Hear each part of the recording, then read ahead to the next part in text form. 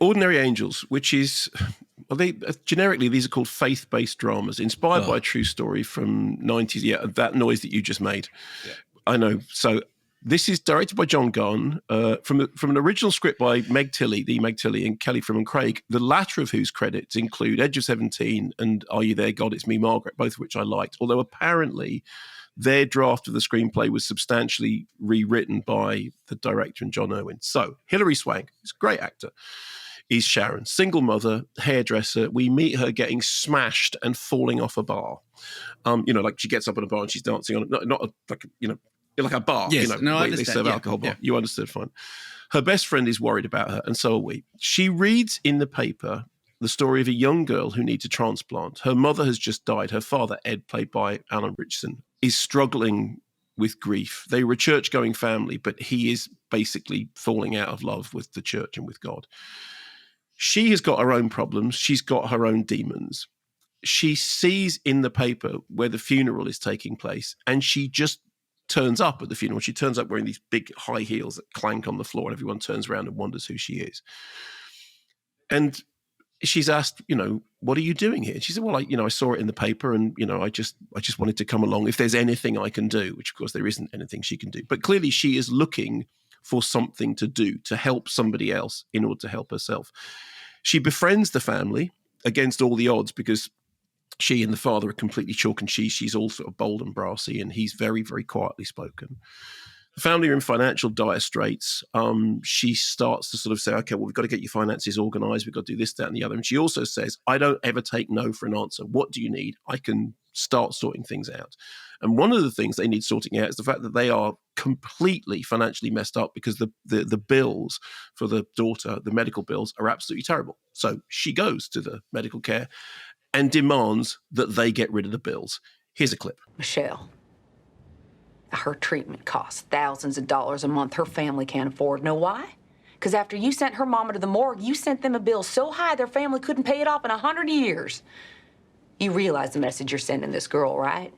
You're saying we charged your mama so much to die that you gotta die too. We can't just eliminate hundreds of thousands of dollars in medical bills.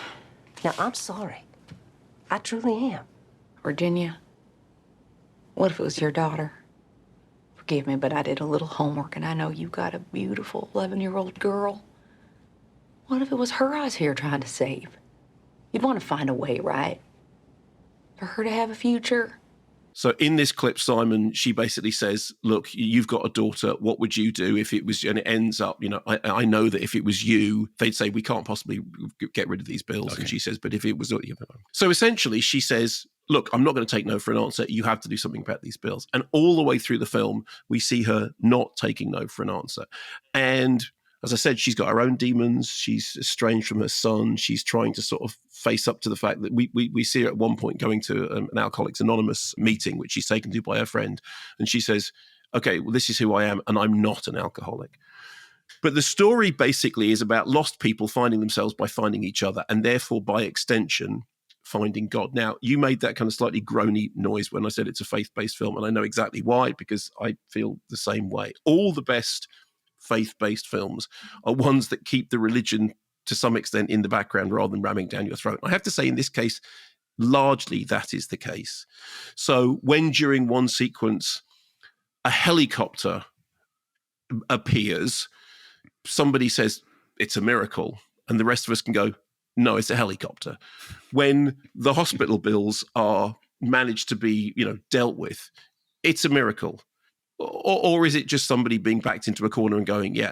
Of course, what's altogether, more demonic in all of this is the very fact that the US healthcare system can leave a bereaved family with a sick child facing the loss of their house because of these astronomical medical bills. And I would say, if there's a hell, it's this. And the film's answer is, well, God and love and the community. And my answer would be, no, have a general election and get in a government that actually believes in paying for people's healthcare, not in taking healthcare away from people. So, what you bring to the film will give back to you. The drama is pretty pedestrian. The storytelling is wantonly manipulative. And I have to say that I was manipulated, against my better judgment in the final act. I found myself tearing up, because you'd have to be really, really hard-hearted not to do so. The biggest selling point is Hilary Swank giving it real sort of full-on, blousy, gutsy, bravado. Nice book from Nancy Travis. To quote something I've said before, goes down well with a cup of tea, missus. That is the kind of film it is. It is unremarkable, and you will get from it what you bring to it. But it does have a good performance by Hilary Swank.